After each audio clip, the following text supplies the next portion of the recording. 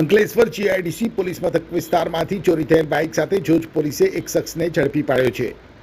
જોજ police મથકના PSI AR પ્રજાપતિને મળેલ ચોક્કસ બાતમીને લઈ મીઠીબોર ચેકપોસ્ટ નજીક ગોઠવેલ વોચ દરમિયાન નંબર વિનાની એક સ્પ્લેન્ડર પ્લસ મોટરસાયકલ લઈને આવતા એક શખ્સને રોકીને મોટરસાયકલના ડોક્યુમેન્ટ વિશે પૂછપરછ કરતા તેણે યોગ્ય જવાબ આપેલ ન હતો, જેને લઈ પોલીસે બાઇકના એન્જિન અને ચેચિસ નંબર થકી પોકેટ કોપમાં ચેક કરતા સદર મોટરસાયકલનો નંબર GJ6DD2206 હોવાનું અને તે અંકલેશ્વર જીઆઈડીસી પોલીસ મથક વિસ્તારના સારકપુર ગામના શાંતિનગર 1માં રહેતા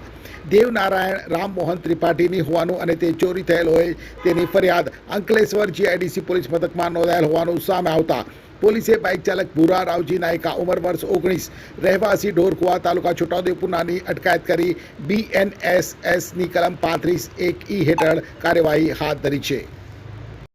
અંકલેશ્વર જીઆઈડીસી પોલીસ મથક વિસ્તારમાંથી ચોરી થયેલ